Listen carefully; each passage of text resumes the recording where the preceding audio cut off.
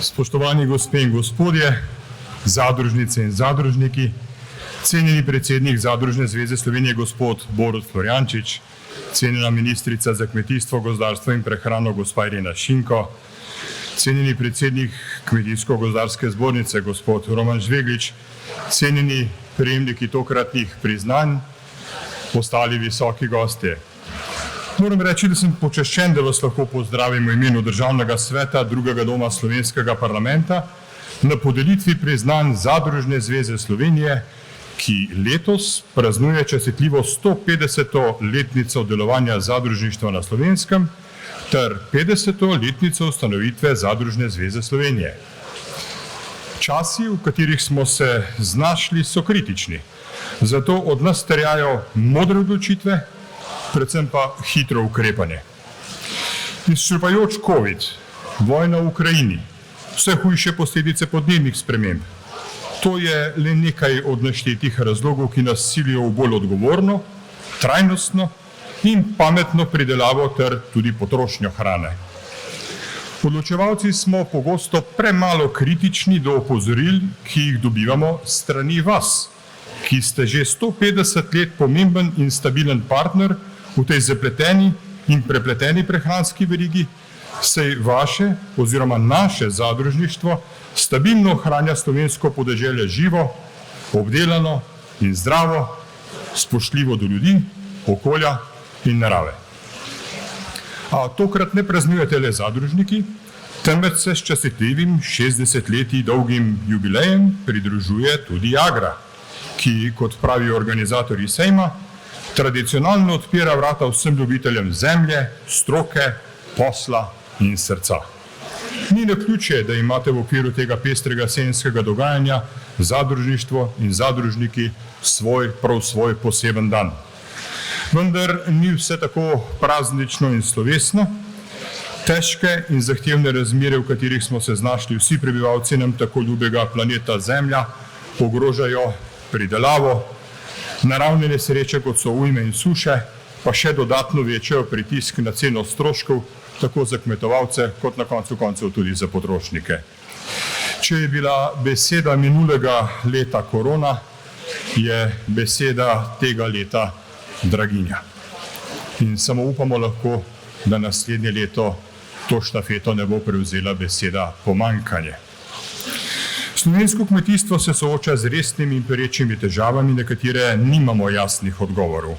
Bojim se, da tudi strateški načrt skupne kmetijske politike ne more nasloviti v celoti vseh teh izpostavljenih problemov, še manj pa slediti tempu razmer, ki od nas terjajo ukrepanje že včeraj, ne jutri.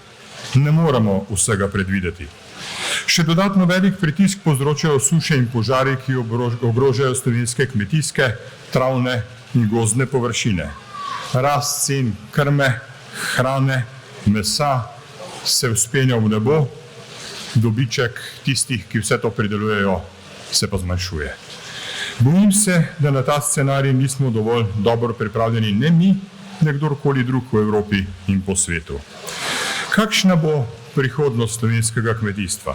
Bomo znali izkoristiti naravne danosti, slovensko kakovost, visoko strokovno znanje, edinstvene prodajne mreže v polni meri, ali bomo počepnili pod pritiski velikih multinacionalnih igralcev, ki zasledujejo en sam profitni motiv.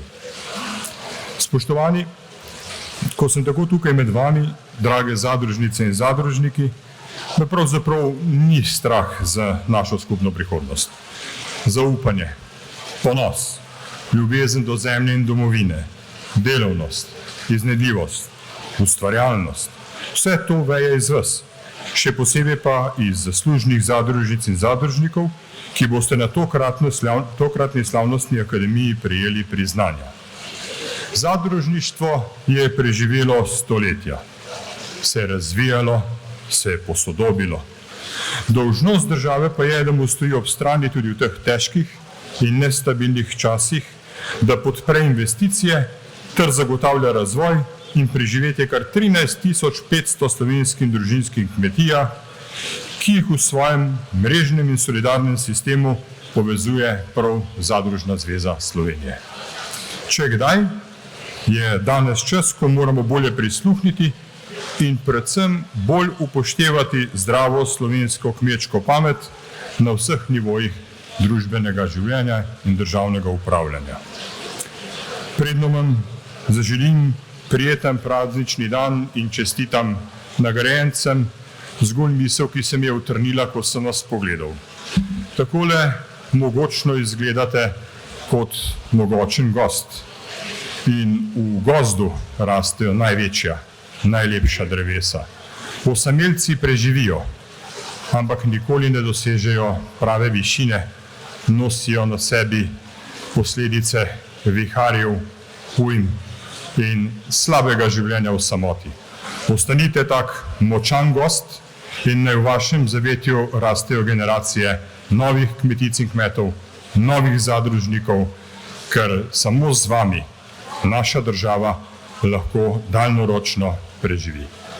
Hvala lepa za vaše delo, čestitke vsem nagrajencem in pogum tistim, ki boste nagrajeni prihodnje leto ali v letih, ki še pridejo.